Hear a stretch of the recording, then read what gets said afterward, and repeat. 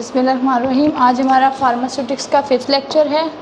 Last lecture में आपने बहुत डिटेल से पढ़ा था डोजेज फॉर्म क्या है, कोई भी केमिकल सब्सटेंस एक्टिव कोई भी केमिकल ड्रग है उसे कन्वर्ट करना ऐसी डोज में जो कि खाने के काबिल हो, जिससे आप ले सकते हैं, और प्रॉपर फॉर्म में जो है ना उसको ले जाना, वो कहलाता है आपका डोजेज फॉर्म। जैसे आपने देखा है टैबलेट्स हैं, कुछ सिरप्स हैं आपके केमिकल, कुछ आपके इंजेक्शन की फॉर्म में मौजूद हैं, कुछ आपके क्रीम की फॉर्म में मौजूद हैं, कुछ जो है ना आपके ऑइंटमेंट की फॉर्म में मौजूद हैं। वो सब क्या कहलाती हैं? डोजेज फॉर्म कहलाती हैं। अच्छा, एक डोजेज फॉर्म तैयार करने के लिए मेनली जो है ना 2 चीज़ों की ज़रूरत होती है। एक एक्टिव फार्मास्यूटिकल इंग्रेडिएंट, जिसे हम कहते हैं एक्टिव फार्मास्यूटिकल इंग्रेडिएंट, जो कि एक्टिव ड्रग होती है, जैसे एस्पिरिन है, जैसे पैरासीटामोल है। और दूसरा जो है ना क्या कहलाता है? एडिटिव या एक्सिपिएंट कहलाता है, जो कि उस दवा को एक फिनिश फॉर्म में कन्वर्ट करने के लिए रिक्वायर्ड होते हैं। वो सारे एक सबसे पहले जो है ना उसमें व्हीकल है। व्हीकल कोई भी ऐसा सब्सटेंस या वो एजेंट जो कि किसी भी केमिकल ड्रग को हल करने के लिए उसको इस्तेमाल होता है, वो क्या कहलाता है? आपका व्हीकल कहलाता है। द मोस्ट कॉमन व्हीकल जो है ना वो लिक्विड फॉर्म में पाए जाते हैं। और जो दवा की तैयारी में व्हीकल्स यूज़ होते हैं वो कौन से हैं? वाटर है, एरोमेटिक वाटर है, एंड एक्सेट्रा। ठीक है,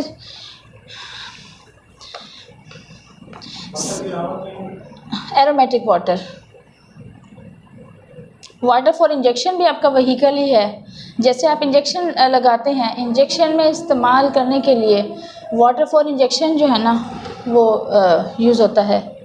2 तरह का है ना आपके जो व्हीकल इस्तेमाल होता है ड्रग की तैयारी में। एक तो हो गया कि मैंने बताया आपको वाटर, एरोमेटिक वाटर, ये वाटर फॉर इंजेक्शन या ग्लिसरीन, ये वाला व्हीकल हो गया ना।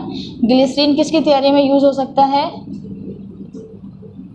जैसे कुछ जो है ना लोशंस वगैरह अप्लाई करने हैं स्किन के प्रिपरेशन के लिए, आपके कुछ लोशंस हैं, कुछ इस तरह के, वो उसमें ग्लिसरीन भी एज अ व्हीकल यूज़ होगा। उसमें जो है ना आपने डिज़ोल्व कर दिया। लेकिन सम टाइम आपको जो है ना कुछ सेमी सॉलिड व्हीकल्स भी रिक्वायर्ड होते हैं। किसकी तैयारी के लिए?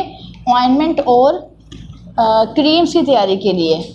जैसे एक ऑइंटमेंट तैयार होती है, क्रीम फॉर्म में है, तो उसके लिए जो व्हीकल यूज़ होता है वो कौन सा होता है? पैराफिन और द लिक्विड पैराफिन। जिस तरह वैसलीन होती है ना, वैसलीन की देखिए आपने, वो सेमी सॉलिड सी होती है। जो क्रीम्स होती हैं वो भी इसी तरह की कंसिस्टेंसी के साथ होती है, बहुत ज़्यादा ना वो गाढ़ी होती है ना वो बहुत ज़्यादा पतली होती है। जो क्रीम फॉर्म है, सम टाइम आपको सेमी सॉलिड व्हीकल की ज़रूरत होती है। सेमी सॉलिड व्हीकल जो है ना ऑइंटमेंट्स और क्रीम्स की तैयारी के लिए इस्तेमाल होता है। अच्छा, जो नेक्स्ट है वो डाइल्यूएंट है। डाइल्यूएंट क्या होते हैं?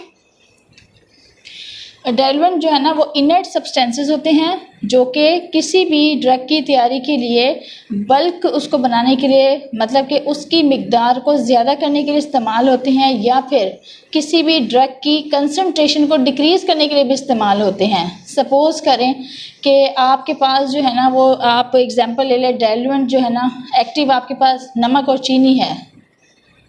कंसंट्रेशन कैसे डिक्रीज़ कर रहा है डाइल्यूएंट? एग्जांपल ले लें कि अगर आपने जो है ना चीनी का एडिशन किया है, ठीक है, चीनी और नमक की एग्जांपल ले लें। हमें जो है ना नमक थोड़ी मिकदार में ड्रग जो है ना वो चाहिए। अगर थोड़ा सा जो है ना वो हम चाहते हैं कि ये बिल्कुल बिटर ना लगे, उसको हम चाहते हैं कि ये बहुत ज़्यादा बिटर ना लगे, उसको तो हम इसलिए इस्तेमाल करें, तो उसमें हम अगर चीनी की मिकदार ज़्यादा ऐड कर देंगे तो वो कंसनट्रेशन क्या कर देगा? उसकी नमकीन की कम कंसंट्रेशन हो जाएगी ना। कंसंट्रेशन से मुराद क्या होता है?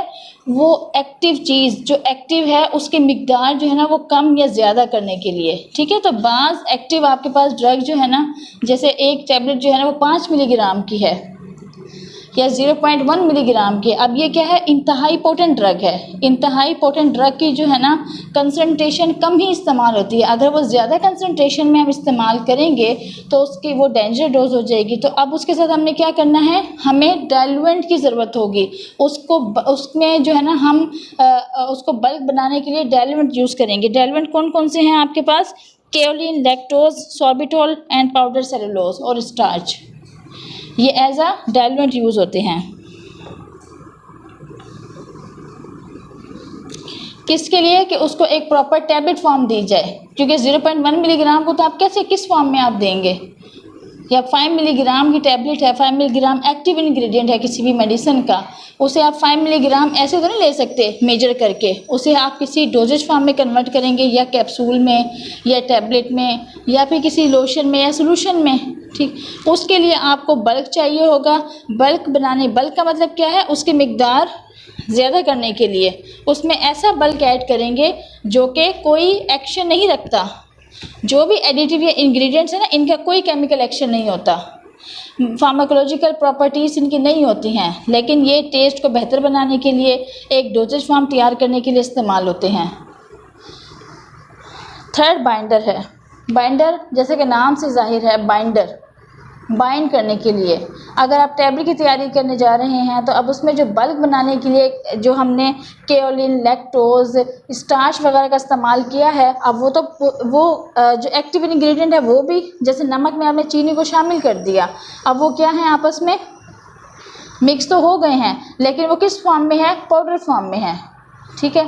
अब नमक और चीनी को जो आपने मिक्स किया है, नमक जो है ना वो आपका एक्टिव ड्रग है, और चीनी हमने ज़्यादा मिकदार में, क्योंकि नमक को आप थोड़ी मिकदार में ले सकते हैं, बहुत ज़्यादा मिकदार में लेंगे तो वो क्या करेगा, नुकसान देगा। तो जितनी हमें डोज रिक्वायर्ड थी उतना एक्टिव लिया हमने। उसके बाद जो है ना हमने उसमें डाइल्यूएंट ऐड किया। सपोज़ करें टैबलेट की तैयारी के लिए डाइल्यूएंट का एडिशन किया, डाइल्यूएंट को ऐड कर लिया। अब हमारे पास वो एक पाउडर फॉर्म में क्या आ गया, एक्टिव भी आ गई और डाइल्यूएंट भी आ गया। अब उस पाउडर फॉर्म को हमने क्या करना है, बाइंडर की मदद से आपस में जोड़ना होगा। तो आपस में उसे क्या बनाने के लिए, टैबलेट बनाने के लिए, गोल टैबलेट बना लें हम, कैप्सूल शेप की हम टैबलेट बना लें, तो हमें क्या चाहिए होगा, बाइंडर चाहिए होगा। तो बाइंडर क्या होता है, that is use to combine the active substances, और जो बल्क है उसको कंबाइन करने के लिए। Adhesion of the powder particle in the tablet granulation, इसमें कौन से example, acacia, sodium carboxy cellulose, gelatin जैसे कि नाम से जाहिर है, और लिक्विड ग्लूकोज। अगर उसमें आप कोई भी शीरा ऐड कर दें, ठीक है, तो वो क्या कह देगा, बाइंडर, वो उसको बाइंड कर देगा। अब है आपका टैबलेट डिसइंटीग्रेंट, जो फोर्थ वन है वो क्या है आपका, टैबलेट डिसइंटीग्रेंट। डिस का मतलब क्या है, इंटीग्रेंट का मतलब क्या है कि एक जो है ना आपने पार्टिकल, ये एक इंटीग्रेंट है, ठीक है, इस पार्टिकल को ब्रेक करने के लिए, इन पार्टिकल्स को आपस में ब्रेक करने के लिए क्या कहलाएगा, डिसइंटीग्रेंट, ठीक है। डिसइंटीग्रेंट वो केमिकल है जो कि अब दवा जो है ना आपने उसको बाइंडर की मदद से जो है ना क्या बना लिया, उसके टैबलेट फॉर्म में बन गई है। बाइंडर से वो इस काबिल हो गया है कि उसका एक पेस्ट जो है ना वो बन गया है। अब उसकी हमने ऐड करना है डिसइंटीग्रेंट, कि वो जो है ना आपके स्टमक में जाके कोई भी मीडियम जो मौजूद है हमारे स्टमक में जो जाके या इंटेस्टाइन में जाके वो क्या हो जाए, डिज़ोल्व हो जाए, वो हल हो जाए, हल होके वो डिस्पर्स हो जाए, और केमिकल जो है ना फिर वो रिलीज़ करेगी, वो केमिकल क्या हो जाएगा, आपके आंतों में एब्जॉर्ब हो जाएगा। तो डिसइंटीग्रेंट जो है ना वो टैबलेट की तैयारी के लिए इस्तेमाल होता है, क्योंकि टैबलेट जो है ना जब आप लेते हैं स्टमक में जाके स्पेसिफिक पीएच पे और आपके स्पेसिफिक मीडियम की मौजूदगी में वो क्या होती है, आहिस्ता आहिस्ता डिज़ोल्व हो जाती है, वो हल हो जाती है। जैसे आप डिस्प्रिन लेते हैं, पानी में डालते हैं तो वो क्या हो जाती है, डिज़ोल्व होते हैं, उसे हम क्या कहते हैं, डिस्पर्स हो गई है, डिस्पर्सिबल टैबलेट्स हैं, ठीक है। इसी तरह से जब आप टैबलेट पानी से लेते हैं तो वो आपके स्टमक में जाके भी इसी तरह डिज़ोल्व होनी होती है। अगर कोई भी टैबलेट डिज़ोल्व ना हो, इसका मतलब ये है कि वो अपना केमिकल रिलीज़ नहीं करेगी और आपका एक्टिव जो फार्मास्यूटिकल एक्शन है वो नहीं देगी। तो इसलिए जो है ना डिसइंटीग्रेंट जो है टैबलेट की तैयारी के, टैबलेट्स की जितनी भी होती हैं टैबलेट्स, उनकी तैयारी के लिए ज़रूरी होता है। डिसइंटीग्रेंट के एग्जांपल्स क्या है, starch, microcrystalline cellulose, carboxy methyl cellulose, sodium alginate and alginic acid. Next है आपका lubricant and anti adherent. Lubricant क्या कहलाता है, जैसे आम एग्जांपल में जो है ना, अगर कोई भी हम जो आम एग्जांपल में हमारे वो हैं जो दरवाजे होते हैं, अक्सर जो है ना वो जंग आलूद हो जाते हैं, मोबाइल वगैरह इस्तेमाल करते हैं, तो वो क्या कहलाता है, बेसिकली वो लुब्रिकेंट होता है। वो क्या करता है, जब दरवाज़ा आप जो है ना खोल रहे हैं, बंद कर रहे हैं, तो उसमें जो फ्रिक्शन है आपस में, जो रगड़ है, उसे वो क्या कर रहा है, कम कर रहा है। ठीक है, तो लुब्रिकेंट जो है ना, ये किसी भी टैबलेट, जो हम टैबलेट तैयार करते हैं, जब टैबलेट की तैयारी हो रही होती है, पाउडर फॉर्म से आके जो है ना आपके एक डाई बनी होती है, ये डाई की शेप है। ठीक है, ये इस शेप की डाई है, बाज़ इस शेप की डाई होती होंगी। ठीक है, बाज़ इस शेप की डाई होती हैं, बाज़ टैबलेट ऐसी होती है ना, इस शेप में होती हैं, बाज़ गोल शेप में होती हैं, बाज़ इस शेप में होती हैं। तो ये स्पेसिफिक डाइस इस्तेमाल होती हैं। डाइस क्या कहलाती है, वो बर्तन है, छोटी छोटी जो है ना वो डाइस कहलाती है। पाउडर जो है ना, जब इसमें आके यहाँ डाइस में आता है, तो यहाँ पे जो है ना क्या होती है, इसकी पंचिंग होती है। वो जो आपका सेमी सॉलिड बन गया, एक पेस्ट बन गया है, फिर उसे जो है ना मशीन की मदद से प्रेस किया जाता है। प्रेस इसलिए किया जाता है ताकि वो एक सांचे में ढल जाए, एक स्पेसिफिक जो शेप है ना उसमें टैबलेट बन जाए। घरों में भी आप जब वो बनाते हैं, जैसे वो बनाते हैं टिकिया वगैरह बनाते हैं, तो हम क्या करते हैं, मुख्तलिफ़ किस्म की जो है ना शेप्स होती हैं, चिप्स वगैरह बनाते हैं, मुख्तलिफ़ किस्म की शेप्स होती है ना। हमने गोल, अगर आटा लिया आपने, गोल टिकिया बना रहे हैं आप, अगर गोल किस्म की शेप है, आपने उसे प्रेस करते हैं ना, तो वो क्या होती है, सेपरेट हो जाती है वो। इसी तरह से जब टैबलेट है, उसे यहाँ पे आए, उसने प्रेस किया, तो प्रेस से जो है ना वो स्पेसिफिक शेप तैयार हो गई। अब इसने यहाँ से निकलना भी है, इसे जब यहाँ से निकलना है, तो इसको जो है ना इसके अंदर ऐसा केमिकल ऐड होना चाहिए कि वो क्या करे, इस डाई पे ना चिपके, इस डाई के ऊपर वो टैबलेट जो है ना चिपके ना। अगर वो चिपक गई, इसका मतलब ये है कि उसके जो एक्टिव जो इंग्रेडिएंट था वो क्या हो जाएगा, कम हो जाएगा। वो क्या कहलाएगा, डिफ़ॉल्ट कहलाएगा। इसका मतलब है वो अपना पूरा केमिकल इज़ नॉट, अगर हमने कहा है कि वो 10 मिलीग्राम की है, तो वो 10 मिलीग्राम की नहीं हुई है। ठीक है, अपना केमिकल छोड़ देगी। अब यहाँ से जो है टैबलेट निकल के स्ट्रिप है, यहाँ से जो है ना जब वो डाई में से प्रेस होती है, फिर वो जो है ना टैबलेट आके जो आपकी स्ट्रिप होती है उसके अंदर फिलिंग होती है। तो यहाँ पे जब उसने प्रेस होना है, यहाँ पे पंचिंग होनी है, एक शेप बने, तो हमारे पास क्या चाहिए होता है, लुब्रिकेंट एंटी एडहेरेंट ऐड होता है, ताकि जो टैबलेट है पंचिंग के दौरान जो है ना वो किससे ना चिपके, इस डाई से ना चिपके। क्लियर है यहाँ तक? तो एंटी एडहेरेंट जो है ना वो कहलाता है जो कि मटेरियल को जो है ना स्टिकिंग से बचाती है, किसमें, during the preparation of tablet into the die. Lubricant क्या कहलाता है आपका, colloidal silica, corn starch and the talc powder. ये आपके नहीं, ये है आपका मैग्नीशियम स्टीरेट और टेल्क।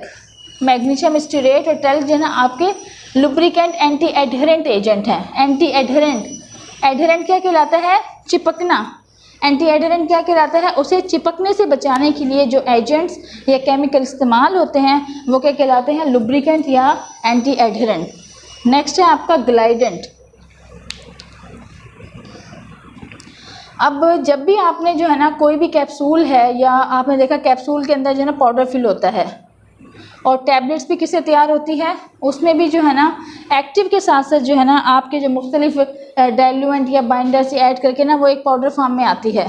तो वो जो पाउडर है यहाँ से फ़्लो होके इस डाई में गिर रहा है अगर, तो ये फ़्लो प्रॉपर्टी है, उसे बेहतर बनाने के लिए जो एजेंट यूज़ होता है वो क्या कहलाता है, ग्लाइडेंट्स। वो क्या कहलाता है, ग्लाइडेंट कहलाता है, ताकि जो फ़्लो है वो प्रॉपर हो सके।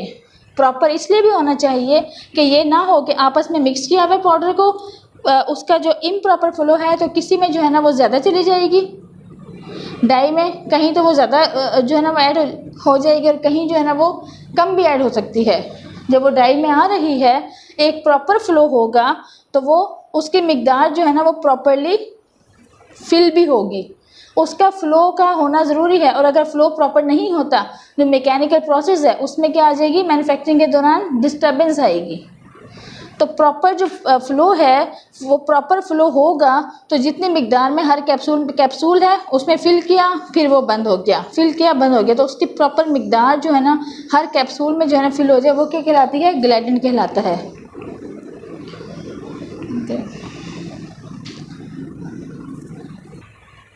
नेक्स्ट है हमारा सरफेस एक्टिव एजेंट और the surfactants. Surface active agents जो है ना वो सरफेस एक्टिव एजेंट्स जो है ना वो सब्सटेंसेस होती हैं जो कि किसी भी मेडिसिन में ऐड की जाती है to decrease the interfacial tension. Surface tension पढ़ा था ना आपने, सरफेस टेंशन क्या होती है। इसी तरह से सरफेस एक्टिव एजेंट्स होते हैं जो कि दो जो फेजेस होते हैं हमारे पास। सपोज़ करें हमें किसी ड्रग की तैयारी करनी है, ठीक है, किसी ड्रग की तैयारी के लिए जो है ना एक फ़ेज़ है आपके पास लिक्विड और दूसरा फ़ेज़ क्या हो गया आपके पास? ऑयल हो गया है। अब मुझे ये बताएं कि अगर ऑयल में हम वो पानी में हमने ऑयल शामिल करना है कोई भी, तो वो इजीली शामिल हो जाएगा? नहीं शामिल होगा। तो पानी में ऑयल को शामिल करने के लिए जो एजेंट रिक्वायर्ड होगा वो क्या कहलाता है? सरफेस एक्टिव एजेंट कहलाता है। ठीक है, पानी में ऑयल को हल करने के लिए हमें सरफेस एक्टिव एजेंट की, सरफेक्टेंट की ज़रूरत होती है। इसका काम क्या होता है? वो जो दो फेजेस हैं उनके दरमियान जो वो है इंटरफेशियल टेंशन है वो दूर करे और आपस में उन्हें क्या बना दे? मोर मिसिबल बना दे। मिसिबल का मतलब क्या होता है? उन्हें अच्छे से डिज़ोल्व कर दे, मोर मिसिबल। ठीक है, सरफेस एक्टिव एजेंट्स और the surfactants are those agent which are required to make the two phases miscible with each other. Otherwise क्या होता है कि लिक्विड में आपने ऑयल को हल किया तो क्या क्या क्या रिजल्ट आता है? लाइट से जो है ना ड्रॉपलेट्स ऊपर मौजूद होंगे, पानी नीचे होगा। अगर हमें जो है ना कोई भी ऐसा सोल्यूशन है या ऐसा लोशन है जो कि हमें बॉडी पे एप्लीकेशन के लिए तैयार करना है, तो इसका मतलब है वो एक्टिव जो है ना, अगर एक ऐसा ऑयल है उसको हमने जो है ना उस पर वो अप्लाई करना है तो वो तो आपके पास पूरा केमिकल एक्शन नहीं देगा। तो दो फेजेस को मिसिबल बनाने के लिए जो एजेंट रिक्वायर्ड होता है वो क्या कहलाता है? सरफेस एक्टिव एजेंट, सर्फेक्टेंट कहलाता है।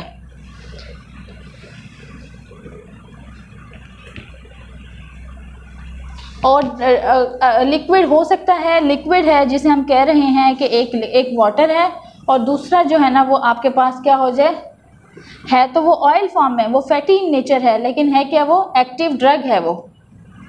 ठीक है, इन दी ऑयली फॉर्म। और एक जो है ना आपके पास सिंपल वाटर है, वो फैटी इन नेचर नहीं है, वो दूसरी ड्रग है। दो जो फेजेस हैं उनको मिलाने के लिए। अच्छा, इसमें होता ये है कि इसमें जो है ना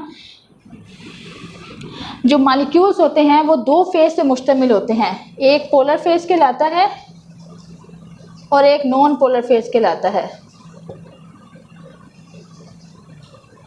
ठीक है, जो दो इमिसिबल लिक्विड होते हैं उसमें एक पोलर फेज होता है उसका, एक नॉन पोलर फेज होता है। तो इसमें यह होता है कि जो एक एजेंट होता है उसके जो लो पोलैरिटी मॉलिक्यूल्स हैं वो दूसरे फेज के हाई पोलैरिटी मॉलिक्यूल्स के पास पहुंच जाते हैं, और जो पहला फेज़ है उसके हाई पोलैरिटी मॉलिक्यूल दूसरे फेज़ के लो पोलैरिटी मॉलिक्यूल से आपके पास पहुंच जाते हैं। तो नेट इफेक्ट क्या हुआ? जब वो दोनों जो है ना फेजेस के, तो इंटरफेस क्या होता है? न्यूट्रल आता है। तो इस तरह से जो है ना ये दो मिसिबल जो लिक्विड्स हैं, दो इमिसिबल लिक्विड हैं, उन्हें क्या कर देते हैं? हल कर देते हैं पोलैरिटी की वजह से। ठीक है, न्यूट्रल, उनके जो आयंस होते हैं ना उन्हें वो क्या कर देते हैं? न्यूट्रल इफेक्ट दे देते हैं। इस तरह से वो अपने तो पोलैरिटी और नॉन पोलैरिटी की बेसिस पे जो है ना ये फिनोमेना काम करता है। अच्छा, क्लासिफिकेशन ऑफ सर्फेक्टेंट तीन तरह के होते हैं। एनाइन, इसी वजह से एनाइन, कैटायोनिक और न्यूट्रल।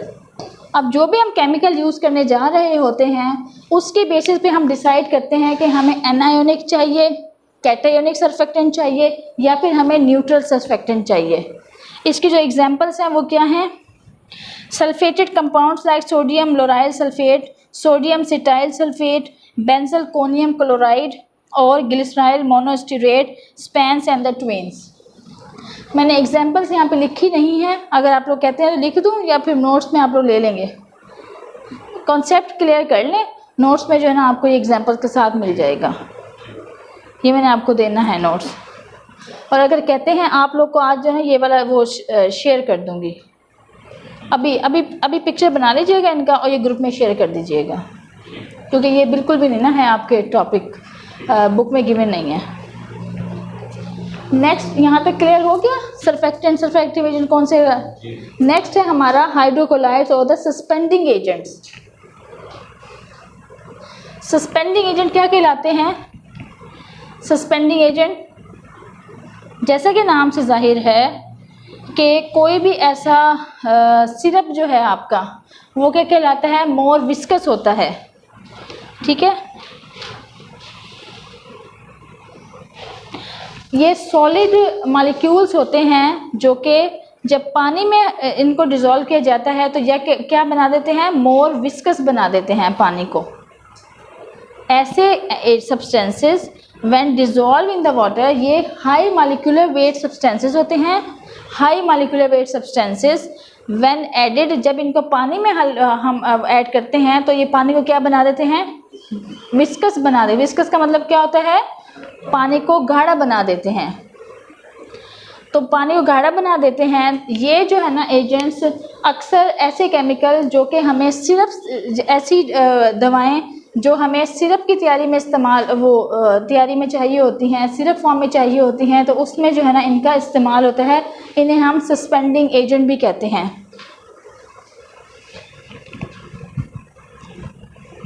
इन्हें हम विस्कोसिटी इंक्रीजिंग एजेंट्स भी कहते हैं। विस्कोसिटी गाढ़ापन बढ़ाने वाले एजेंट्स भी कहते हैं। और ये पार्टिकल जो उसमें है सिरस में use to reduce the sedimentation rate of the particle in a vehicle. What is sedimentation rate? What is sedimentation rate? अगर एक केमिकल है, आपने जो है ना पानी में हल किया, ऐसा केमिकल कोई भी ड्रग है उसको आपने जो है ना पानी में हल किया, ठीक है, पानी में हल किया, उसके जो पार्टिकल्स हैं वो कम्प्लीटली डिज़ोल्व नहीं हुए हैं। सपोज जैसे आपने पैनाडोल सिरप ले लें या कोई जो है ना ऑगमेंटिन वगैरह होती है, कोई सिरप है ऐसा, एंटीबायोटिक्स हैं, उसे अपने पानी में हल किया, आपने देखा होगा बाज़ औक़ात पार्टिकल्स जो है ना कम्प्लीटली डिज़ोल्व नहीं होते, आपको नज़र आ रहे होते हैं अनडिज़ोल्व पार्टिकल। सस्पेंशंस जो होती हैं अक्सर वो इसी तर्ज पे तैयार होती हैं।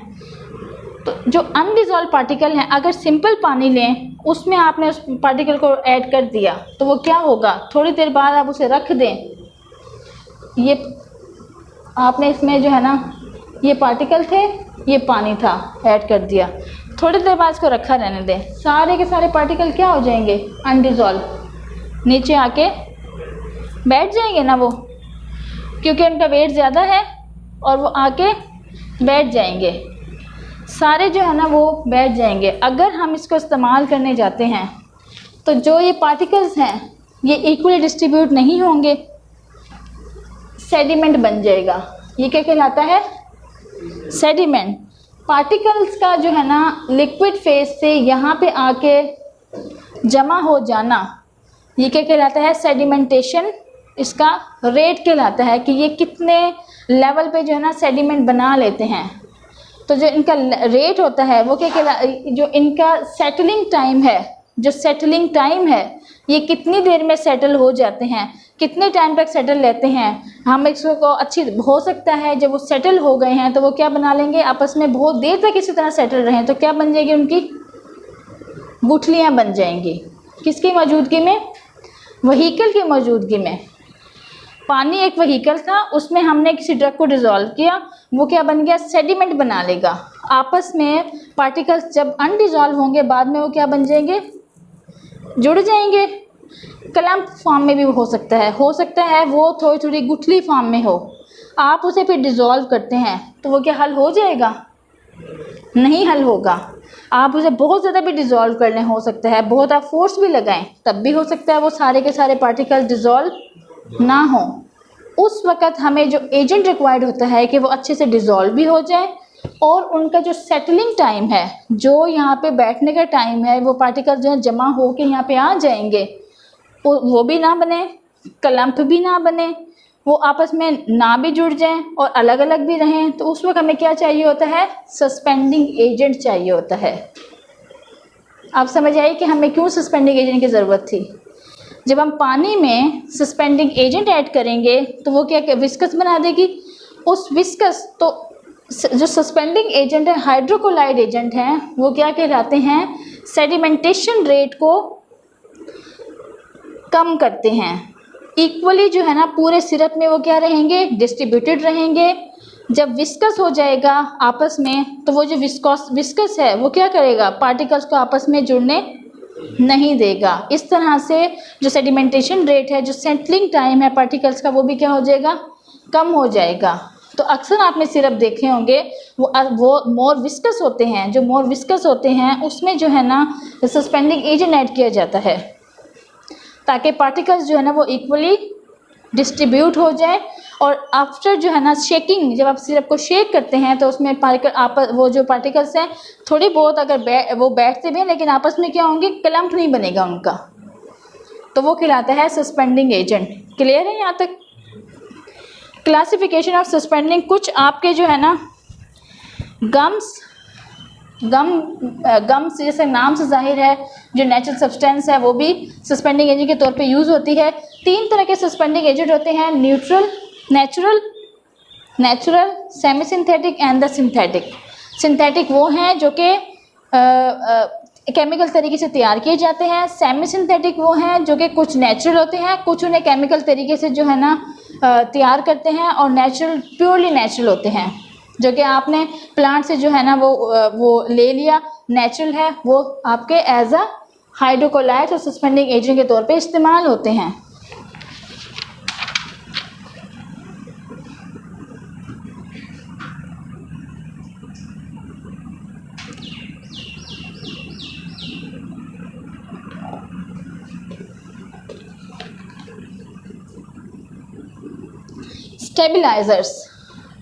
स्टेबलाइजर से क्या आपके जहन में आ रहा है?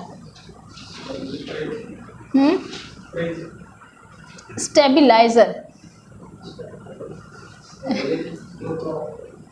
वो भी बेसिकली वोल्टेज को स्टेबलाइज करने के लिए इस्तेमाल होता है, स्टेबलाइजर। लेकिन यहाँ पे स्टेबलाइजर का क्या मतलब है? मतलब कि हर सिस्टम में ना आपको उसकी ज़रूरत होती है। वो हमारा वहाँ पे जो है ना वोल्टेज जो है ना बहुत ज़्यादा हाई होंगे तो वो करंट जो है ना वो मूव कर देता है डायरेक्ट, और डीसी और एसी वो कोई उसमें है सिलसिला ना, करंट की कोई वो चेंज कर देता है। लेकिन यहाँ पे जो स्टेबलाइज़र है, स्टेबल का मतलब क्या है?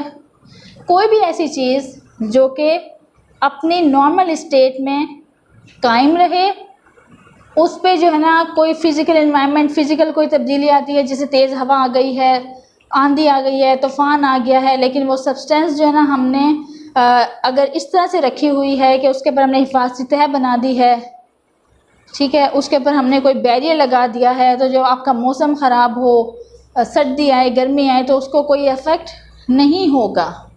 इसी तरह से जो दवाइयाँ आपकी बनती हैं उसमें भी स्टेबलाइजर्स इस्तेमाल होते हैं। स्टेबलाइजर्स कौन सी सब्सटेंसेस होती है?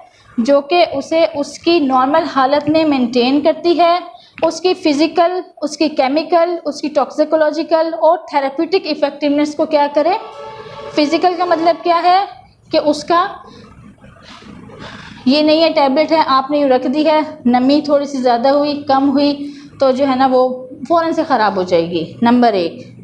नंबर 2 जो है ना वो उसका जो केमिकल है, उसके अंदर ऐसे एजेंट ऐड किए जाते हैं दवा में ऐसे कि वो उसका जो केमिकल वो है जो भी केमिकल ड्रग जो है जिस केमिकल से बनी हुई है, वो केमिकल जो है ना एक फॉर्म से अपने दूसरी फॉर्म में कन्वर्ट ना हो जाए। नंबर 3 वो केमिकल जो है ना अपना कोई भी ऐसा इफ़ेक्ट ना प्रोड्यूस करे कि वो एक टॉक्सिक एजेंट की शक्ल इख्तियार कर ले, नंबर 3। और नंबर 4 जो है ना वो ये है कि वो दवा जो है ना अपने जो जिस थेरेप्यूटिक इफ़ेक्ट के लिए तैयार की गई है वो अपना मेंटेन रखे। तो वो किसकी मदद से रखेगी? जब हम उसमें कुछ ऐसे स्टेबलाइजर्स जो है ना वो ऐड करेंगे। स्टेबलाइजर सब समझ आइए। वो ये है स्टेबलाइजर्स, कि आपकी कोई भी ड्रग है, सिरप हैं, इंजेक्शंस हैं, फिज़िकल जो उस पर कंडीशन है वो बहुत जल्दी से अफेक्ट ना करे। ये कैसे अफेक्ट नहीं करेगी? जब उसमें आप कुछ ऐसी चीज़ें ऐड करेंगे जो उसे physical, chemical instability, physical instability में क्या आता है? उसका कलर चेंज हो गया, वो थी वो कम गाढ़ी और वो कन्वर्ट हो जाए ज़्यादा गाढ़ी में। टैबलेट सॉलिड फॉर्म में है और वो पिघल जाए, वो लिक्विड फॉर्म में कन्वर्ट हो जाए, ये क्या कहलाती है उसकी? वाइल आपका पाउडर में है, ऑगमेंटिन जो है ना वो आपका पाउडर फॉर्म में है, लेकिन वो उसका जो है ना कलर सफ़ेद है, लेकिन वो कन्वर्ट हो जाए किसमें? येलो कलर में, तो वो क्या कहलाएगी? उसकी फिज़िकल अपीयरेंस उसकी इफ़ेक्ट हो गई है। इन द सेम वे जो उसकी जो केमिकल वो है, केमिकल जब फिज़िकल अपीयरेंस चेंज हुई तो ऑटोमेटिकली जो है ना देयर इज़ अ चांसेस कि उसका जो केमिकल है हो सकता है उसमें भी जो है ना कोई तब्दीली आ गई हो। जब केमिकल में तब्दीली आएगी तो हो सकता है उसका थेरेप्यूटिक एफिकेसी भी जो है ना चेंज हो गई हो। तो स्टेबलाइजर्स जो है ना वो एजेंट हैं, वो सब्सटेंसेस हैं जो कि किसी भी ड्रग की स्टेबिलिटी को मेंटेन करने के लिए ऐड किए जाते हैं।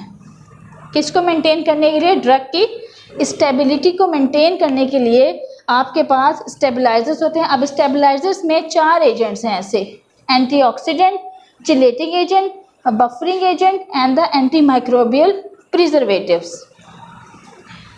स्टेबलाइजर्स में आपके पास 4 एजेंट्स आते हैं।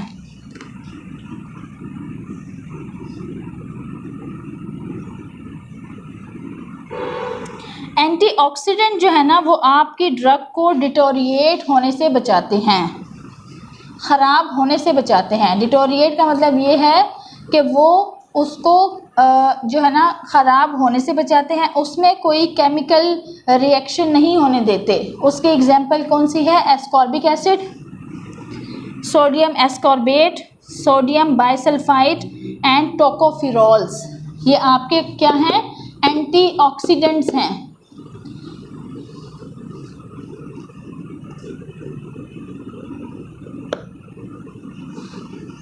ऑक्सीडेशन, एंटीऑक्सीडेंट क्या है कि उसमें ऑक्सीडेशन का मतलब क्या है? ऑक्सीडेशन वो केमिकल प्रोसेस है जिसमें कोई ना कोई जो आयन है ना ऑक्साइड हो जाएगी ड्रग, उसमें ऑक्सीजन जो है ना वो ऐड हो जाएगी। ऑक्सीडेशन को केमिकल रिएक्शन होगा, उसमें कोई ग्रुप ऐड हो जाएगा। जैसे आपके हवा में भी नमी है, ठीक है, आप जिस एजेंट के साथ उसका इस्तेमाल करने जा रहे हैं उसमें भी वो है, वो हो सकता है किसी ऐसी केमिकल एजेंट से वो जो है ना कांटेक्ट में आए कि उसमें ऑक्सीडेशन रिएक्शन हो जाए। ऑक्सीडेशन क्या है? एडिशन ऑफ ऑक्सीजन, उसमें कोई, तो उससे जो है ना एक चेन रिएक्शन स्टार्ट हो सकता है उस एजेंट केमिकल में। तो आपका जो एंटीऑक्सीडेंट होते हैं वो prevent the drug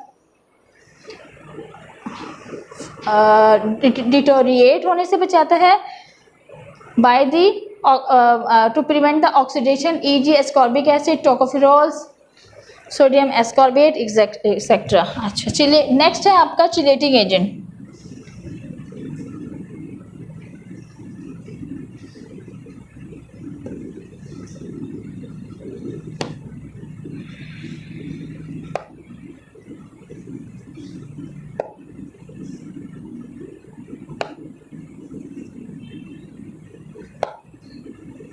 chelating agent वो सब्सटेंसेस होती हैं जो कि स्टेबल वाटर सोल्यूबल कॉम्प्लेक्सेस बना लेती हैं विद द मेटल्स। इसकी एग्जांपल क्या है? इडिएट,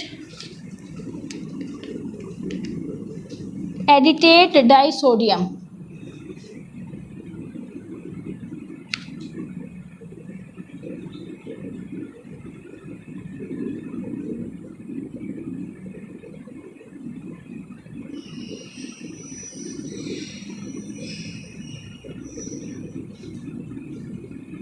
चिलेटिंग एजेंट वो एजेंट होते हैं जो कि आपकी जो वाटर सोल्यूबल कॉम्प्लेक्सेस बना लेते हैं, किसके साथ? मेटल के साथ। कोई भी अगर मेटल है, केमिकल है, उसमें जो है ना कुछ मेटेलिक आयंस हैं, उसके साथ चिलेटिंग एजेंट्स जो है ना वाटर और मेटल के साथ जो है ना वाटर और मेटल के साथ वाटर सोल्यूबल कॉम्प्लेक्स बना लेते हैं मेटल के साथ, क्योंकि अदरवाइज जो है ना अगर मेटल के साथ वो कॉम्प्लेक्स ना बनाएं तो फिर क्या हो सकता है, मेटल जो है ना बहुत सारे जो केमिकल रिएक्शंस हैं उन्हें जन्म दे सकती है। जो चिलेटिंग एजेंट होते हैं वो चिलेट बना लेते हैं, मेटल को जो है ना अपने साथ बाइंड कर लेते हैं ताकि फर्दर केमिकल रिएक्शंस ना हो। चिलेटिंग एजेंट का ये काम होता है। नेक्स्ट है आपका buffering agent. Buffering agent, buffers पढ़े थे आपने। Buffers are the chemical agents that resist to change in pH. अगर कोई भी केमिकल ड्रग है, कोई भी केमिकल एजेंट है, उसकी पीएच में तब्दीली होगी तो इट्स मीन्स उसके केमिकल रिएक्शन भी चलना शुरू हो जाएंगे। ठीक है, तो बफरिंग एजेंट्स जो है ना are added in the drugs to resist the change in pH. उसकी पीएच को मेंटेन करने के लिए आपके बफरिंग एजेंट ऐड किए जाते हैं। Anti microbial preservatives,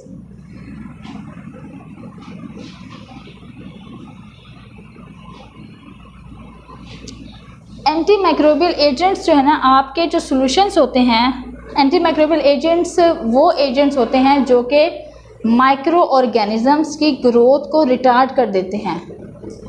micro organisms क्या होते हैं, टाइनी ऑर्गेनिज्म जैसे बैक्टीरिया, वायरस, फंगस, उनकी ग्रोथ को वो क्या करते हैं, रिटार्ड करते हैं। और ये किस फॉर्मुलेशन में ज़्यादा ऐड किए जाते हैं, सस्पेंशन में, सिरप्स में, एंड स्पेसिफिकली किस में,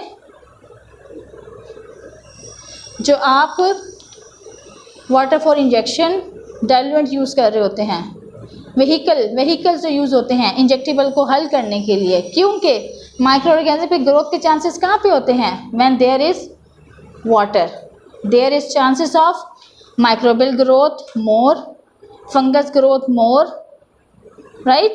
एंटी माइक्रोबियल एजेंट्स वो एजेंट्स हैं जो कि माइक्रो ऑर्गेनिजम्स की ग्रोथ को रिटार्ड का मतलब क्या है, उनकी ग्रोथ को इनहिबिट करने के लिए, ख़त्म करने के लिए इस्तेमाल होते हैं। और ये ज़्यादातर किस में ऐड किए जाते हैं, आपके जो पेरेंट्रल्स होते हैं उसमें भी ऐड होते हैं। पेरेंट्रल्स क्या कहलाते हैं, जो आपके इंजेक्शन फार्म होती है पानी वाली, जो कि एम्प्यूल्स में मौजूद हैं। ठीक है, इवन कि आपका जो वाटर फॉर इंजेक्शन होता है जिसमें आप पाउडर को हल करते हैं, उसमें भी जो है ना ये टेस्ट होता है कि इसमें कोई माइक्रो ऑर्गेनिज्म तो नहीं है, क्योंकि पानी है ना, पानी एक ऐसा मीडियम है जो कि माइक्रो ऑर्गेनिज्म ग्रोथ के लिए बहुत फेवरेबल एनवायरनमेंट है। उसमें माइक्रो ऑर्गेनिज्म ग्रोथ बहुत अच्छी होती है पानी में। फंगस इन्फेक्शन किससे लगता है, नमी से।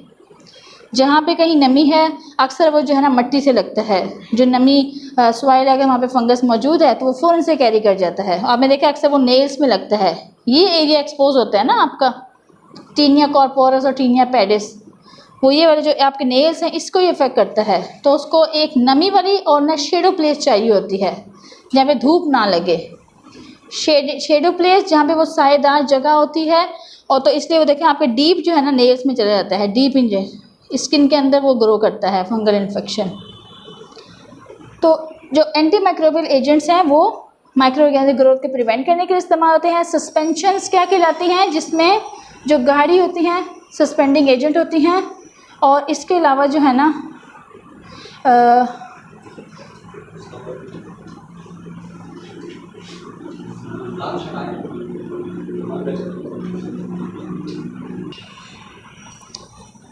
माइक्रो ऑर्गेनिज्म की ग्रोथ को प्रिवेंट करने के लिए इस्तेमाल होते हैं। एंटी माइक्रोबियल, एंटी का मतलब क्या होता है, मुखालिफ। माइक्रोबियल का मतलब क्या है, माइक्रोब्स के मुखालिफ, जो कि माइक्रो ऑर्गेनिज्म ग्रोथ को नहीं होने देगा, वो एंटी माइक्रोबियल। एंटी से आप ये वर्ड्स अपने जहन में रखें, एंटी का मतलब होता है मुखालिफ, माइक्रोबियल का मतलब है माइक्रोब के मुखालिफ एजेंट जो कि उनकी ग्रोथ को इनहिबिट करने के लिए इस्तेमाल होते हैं।